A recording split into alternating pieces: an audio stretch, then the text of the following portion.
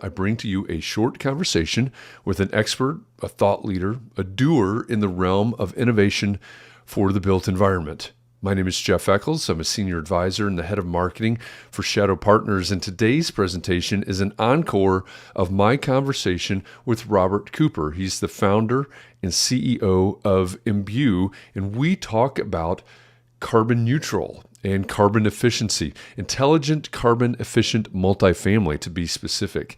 It's one thing to design for carbon neutral. It's something else completely to design, build, operate, etc. for efficient carbon neutral buildings in the multifamily market. Enjoy this conversation with Robert, and I'll be back again tomorrow with another Shadow Short. Hey, welcome back to Shadow Shorts. If we've never met before, my name is Jeff Echols. I am a senior advisor and the head of marketing for Shadow Partners. And every weekday, I bring to you an expert or a thought leader in the field of innovation for the built environment. Today is no different. I am joined today by Robert Cooper. He's a founder and the CEO of Embue. And one of the things that I find in all of these conversations about built environment, one very important topic about innovation in the built environment is this idea of decarbonization. And I know Robert not only has some strong views on that, but has actually built a company around that. So Robert, first of all, welcome. Thanks for joining me here today. Thanks for having me. Shadow Partners, Shadow Ventures, really good organization on so many different facets, and I'm really excited to be on Shadow Shorts. Well, thank you. Thanks for the plug. That's fantastic. Now, I mentioned decarbonization, and it comes up all of the time. Later this year, we'll have Shadow Summit in October. I'll talk about that later. Decarbonization is going to be part of the conversation at that summit. With all of this conversation going on, what are your opinions? What are your thoughts? What's your focus around decarbonization in the built environment? Yeah, I think for those of us that have been aware of the climate change issue for some time, it's really been amazing over the last 2-3 years to see the real estate industry really latch onto their role in the problem, but really their role in the solution. And I've always had the thesis that because the climate problem and the decarbonization problem is so ubiquitous and touches every part of the economy, that really the only way to be successful around decarbonization is actually not to focus on it 100%. So just to explain that a little bit more, there are companies out there that are pure play, they're doing something better about wind turbines or solar panels. Great. But, 90% of the work we have to do is, in our case, in the built environment. It could be in transportation, it could be in something else. And in that environment, if you come out with a product and a solution and an approach that is really just a pure play in terms of carbon reduction, you're going to do great with maybe 20% of that market. But you know what? To get to 100% of the market, and that's really what the problem is with climate change, you need to, fix everything. You really need a product that, number one, is just the best product of its kind in that space. And in our case, in multifamily, the best product typically in multifamily is something that improves the bottom line, either by reducing operating expenses or increasing revenue. So that's really been our focus all along. So when you look at our product and what it does in buildings, in terms of reducing energy consumption and being able to take advantage of the smart grid, which I'll maybe talk about in a little bit, that's all super important. But what really matters for our customers, and the reason they're going to buy the product, is because it's actually going to make a difference to the bottom line. And that's not unique to us. I mean, the sea change that happened in the EV space is because Tesla came out with an absolutely fantastic vehicle that just happened to be electric. And that theme really is sort of our mantra, and we've applied it in our space, but I think it's something everybody needs to kind of think about. Yeah. Now, you mentioned a minute ago smart grid. So why don't we go ahead and define smart grid for anybody that's not doesn't isn't familiar or doesn't understand the term. Yeah. The smart grid is really in contrast to the grid we have today, which is kind of the dumb grid. I was actually on a call on a webinar yesterday, listening to a webinar where they were just reminding people how manual the grid is. A lot of things are done through phone calls and emails. And so what will happen is when we're thinking of one of these, super hot days, or maybe, a reduction in the electricity transmission because they're shutting down power lines because of the risk of wildfires, for instance. A lot of that work is done manually. And so the smart grid is really about automating all of that and making it easier to make those kinds of dynamic changes and make the grid much more automatic. And where that plays for energy consumers, whether they're individuals or whether they're enterprises, is that their interaction with the grid and how they get electricity is going to switch from this monthly arrangement where you get a bill, you don't really know what's going on, to really a lot of stuff happening in real time. And what will also happen in real time is pricing and payments. So in the past, and you look at your energy bill, most of that energy bill is about how much energy you use, the kilowatt hours, the actual amount of energy you use. And some of that bill is also about the peak energy that you might have used during that month. So there's a thing called the peak demand charge on a typical commercial bill. Whatever 15-minute period you use the most energy on, that's what you'll get dinged on. But of course, you don't find out about that until the end of the month. It's like, wow, how does that help me? So making that all real time, both in terms of the data and in terms of the pricing, is what's really going to change what we do. And in the case of buildings, you're going to be able to react to the needs of the grid in real time. And you have the ability to do that. You have the ability to shift load. You have the ability to, turn down or slow down pumps in the building, maybe turn off an elevator, maybe make some adjustments to folks' thermostats. And it's great because the customers, our customers, the real estate owners, are going to actually get paid by the grid to move that energy consumption around. And in fact, at certain times, you will actually get paid to use energy, which is kind of an interesting concept. So interacting in that way with the smart grid, people are working on that. On our side, in our case, the multifamily operators side of using that energy, making those kinds of changes we talked about has to be done in a way that doesn't impact people's comfort, and of course certainly doesn't impact people's safety. So by making the building smarter through the kind of technology that we have, and connecting it to the smart grid, and automating that so it's no longer phone calls and emails, that's really the future that we're kind of getting to. And I think one misconception that people have is they just don't realize how manual things are today. They kind of think the grid maybe kind of works a little bit like the internet.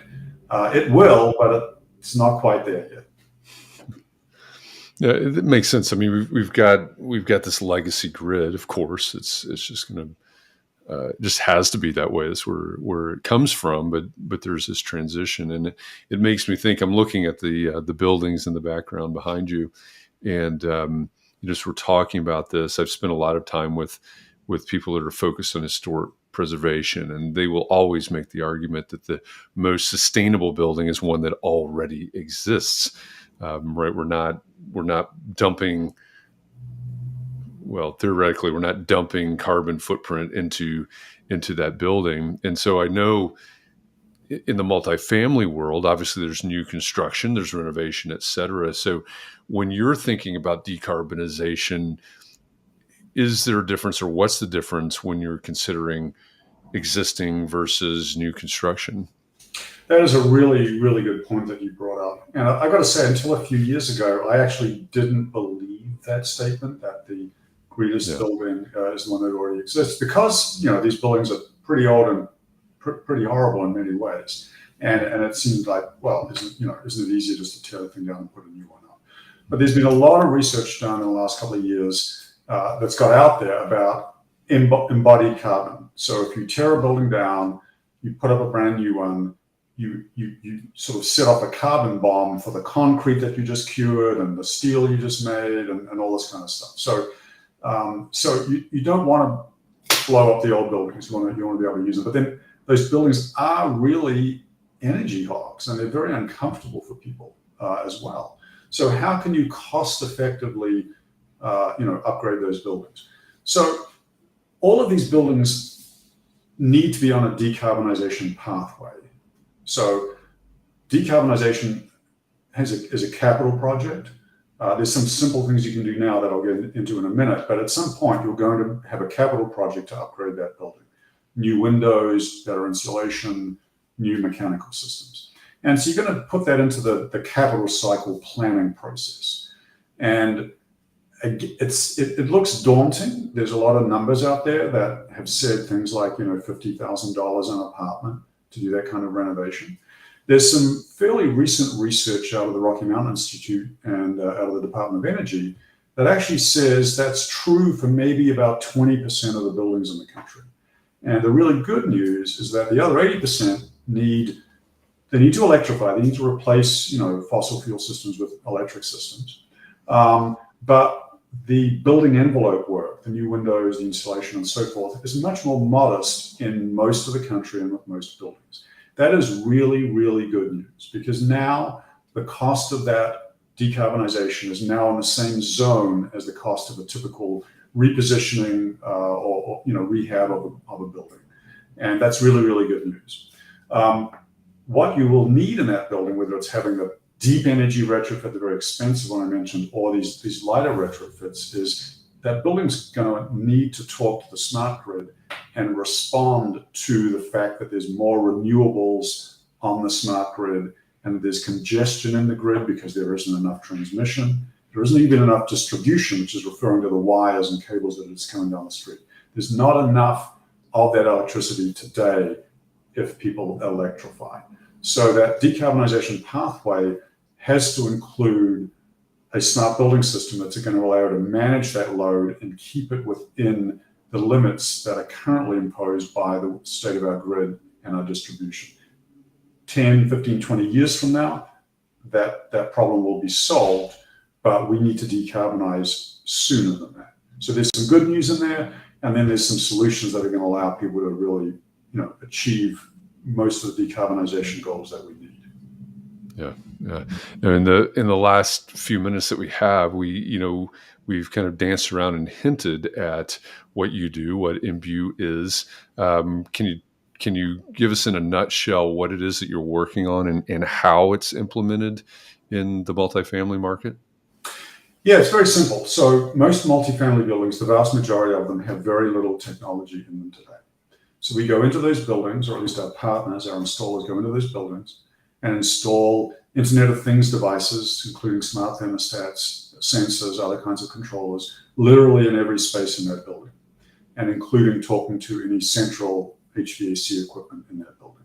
We then wrap that with a software platform. Some of that platform is running inside the building because we're doing control, and those control algorithms need to be inside the building and not dependent on the internet being up or down. And then we have the bulk of our software, where our AI and our analytics are running out in the cloud, and then serving up a user interface to the staff in the building. The staff might be in another building; they can manage it remotely, and the headquarters staff. So that's really what we do. And so obviously a lot of that relates to the smart grid I was talking about and the energy savings, but it also relates equally to staff productivity. And in fact, that's the reason the staff in the building love using the product. Yeah, they probably care about climate change, but they care more about residents complaining at them and the amount of work they have to do and the amount of driving or walking around that they have to do. And at the same time, they're also getting a handle on problems like frozen pipes, high humidity that can cause mold, all the kinds of headaches that are just day-to-day what you have to deal with in multifamily.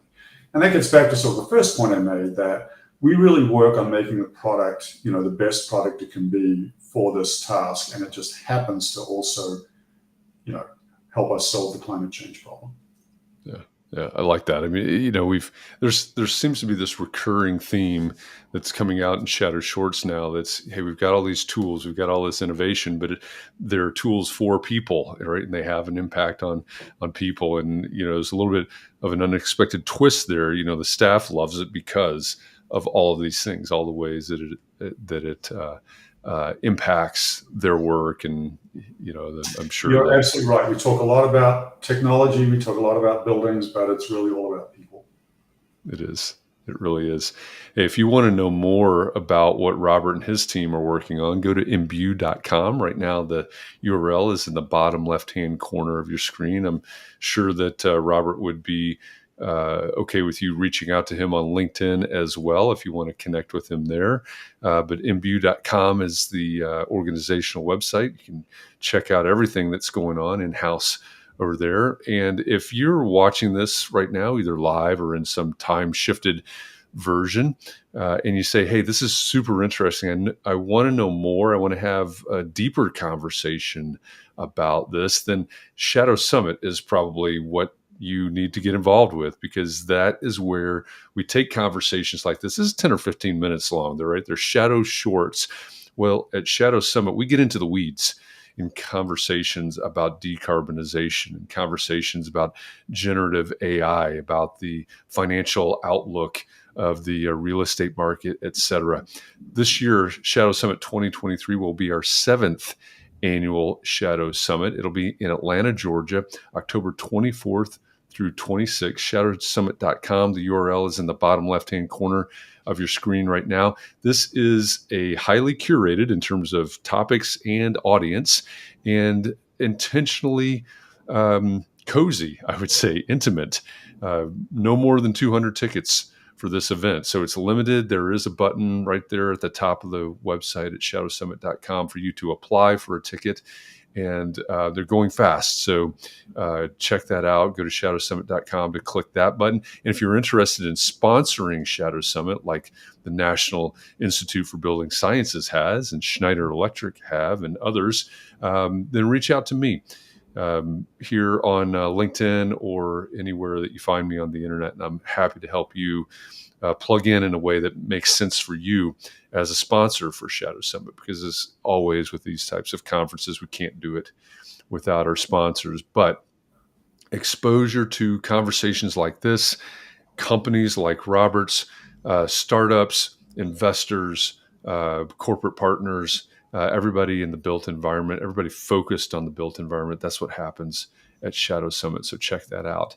Now, today's Friday as we broadcast this, so we're going to take the weekend off, but I'll be back Monday with another Shadow Short. So join me at noon Eastern on Monday for another one of these. And Robert, thanks not only for joining me, but thanks for the work that you're doing. It's important work, and I love the fact that we're focused not only on decarbonization, not only on climate, but also the people. So thanks for this. Absolutely. Thank you so much, Jeff. It's been fun. Yeah, absolutely. Great to have you here. And for all of you out there, have a great weekend. We'll see you.